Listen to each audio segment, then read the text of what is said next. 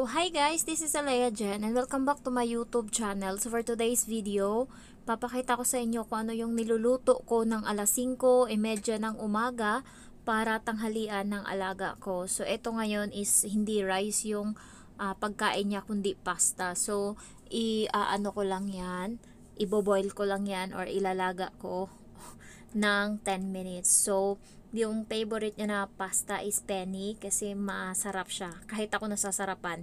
Ayan, so iboboil ko lang yan ng 10 minutes and then aside from that, asikasuhin ko na din yung iba. So, nag-slice na din ako ng prutas. Ayan. Ayan yung prutas para sa alaga ko. Apple sa kanya. And then sa amo kong lalaki, ayan, yung kiwi and then isang slice ng lemon. So, ayan na yung ano nila, snacks nila na prutas. Ayan. Magigisa naman ako ngayon ng gulay. And ang gulay na ilalagay ko is choysam. Ayan. So, 3 peraso or 4 lang yung niluluto ko para sa kanya sa tanghalian. And ayan, 3 minutes ko siyang lulutuin. Sa umaga, 1 oras lang ako mahigit na nag-aasikaso ng pagkain nila lahat-lahat. Pati mga uniform ng bata. Ganyan, tubig nila, yan, gatas. Ayan, so ayan yung ginagawa ko, iluluto ko yan, sabay-sabay na yan lahat, kailangan, hindi pwedeng inaantok pa ako, kailangan asikaso kasi dahil sa pagkaantok ko noon, habang nag-aasikaso ako niyan is nabasag ko yung pit shell. So ayoko nang maulit, and then ayan, ita-timer ko siya 3 minutes. And ngayon, yung baka na yan, na hindi pa na-slice, nakalimutan kong i-slice nung gabi, is ngayon ko siya gagawin na umaga. So ayan, tignan mo yung ugat ko, ang dami na. Isa-slice ko ngayon yan. Baka ba yan? Or yes, baka. So, isa-slice ko siya ng maliit. Tapos, lalagyan ko siya ngayon ng paminta and then asin.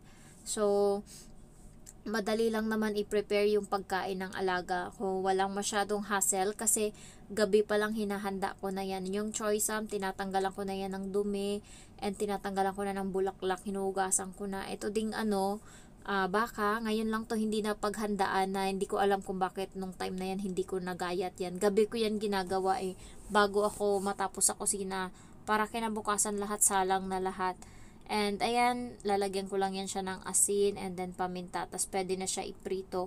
So for today, ang pagkain ng alaga ko is pasta, egg, choysam, and then beef. Ayan, so yan yung sinasabi sa akin kada gabi ng amo kong babae, kada tapos niya kumain ng hapunan, pupunta yan siya sa kusina, titignan niya yung laman ng ref and sasabihin niya sa akin kung ano yung iluluto ko para kinabukasan sa alaga ko. So, every talaga yan, every may pasok yung bata is nakapack-lunch. Ayan, iluluto ko na ngayon ayan, luto na yung choysam. So, ilalagay ko lang yan siya sa gilid.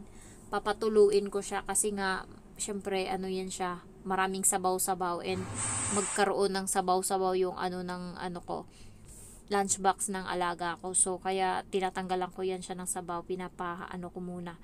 Ayan, na ako ng itlog, sunny side up, para sa alaga ko. So, low fire lang kasi nga yung kawali namin is dumidikit na siya. Ayan. And ayun, nandun na yung pasta tapos naluto na.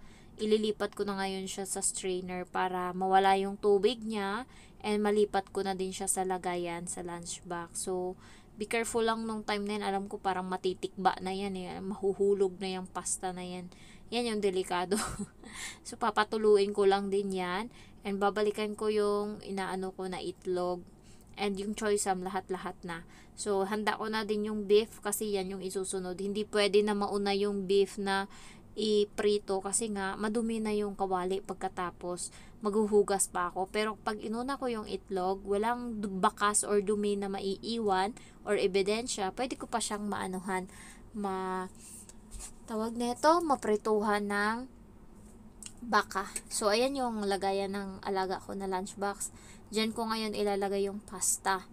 And also, kailangan hugas siyang maigi kasi nga madulas-dulas yung mga lunchbox ng alaga ko. So, ilalagay ko na ngayon yung pasta niya. Konti lang tong pasta na kinakain niya kasi maliit lang yung lagayan.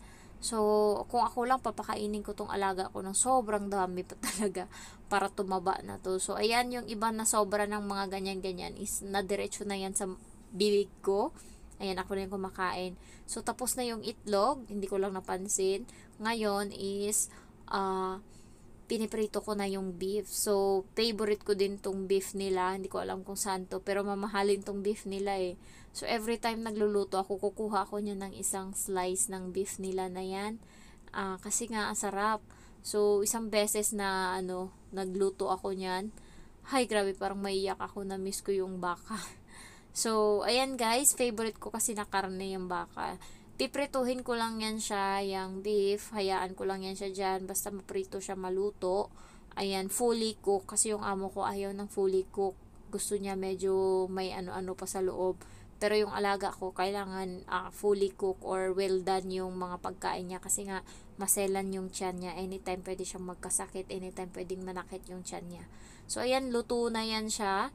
And ililipat ko na din yan siya sa lunchbox maya-maya. Papatuluin ko lang yung mantika niya para hindi magkalat doon sa bag ng lunchbox. So, ayan, yung beef pala na yan is sobra yan ng inulam nila kagabi. So, hinahati ko para may ulam yung alaga kong bata kinaubukasan.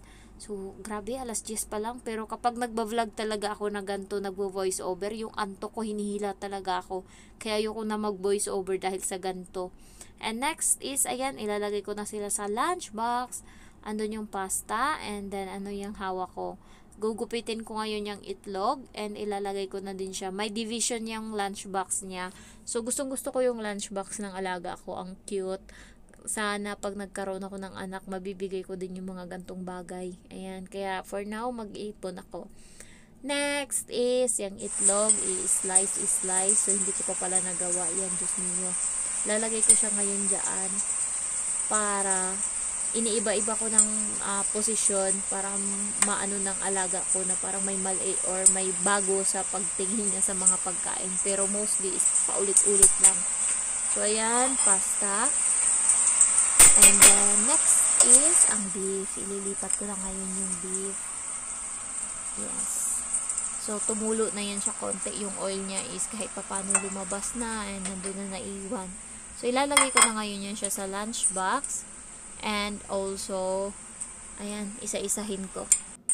By the way guys, yung pagkain ng alaga ko is, minsan hindi niya pa yan nauubos. Minsan din nauubos. Depende sa mood niya. Ayan, kaya pag masarap yung pagkain, mas madali niyang maubos and hindi nagsisinungaling tong alaga ko. Pag masarap yung pagkain, pag uwi niya, sasabihin niya yan sa amo ko na masarap yung luto ni Jen ngayon. Gusto ko ganyan uli. Kaya may isa kaming luto, yung boneless chicken na gustong gusto niya and paulit-ulit niya nang pinapaluto sa akin ngayon. Nagawan ko ng technique para sumarap yung pagkain na yun. So, ayan na. Time check, nalagay ko na lahat ng kailangan ilagay. So, ayan na yung lunchbox ng alaga ko. Ayan. May pasta, egg, and then gulay, tsaka pritong baka. Ayan. And ayan lang. Papakita ko sa inyo yung outcome. So, ganyan siya. Thank you.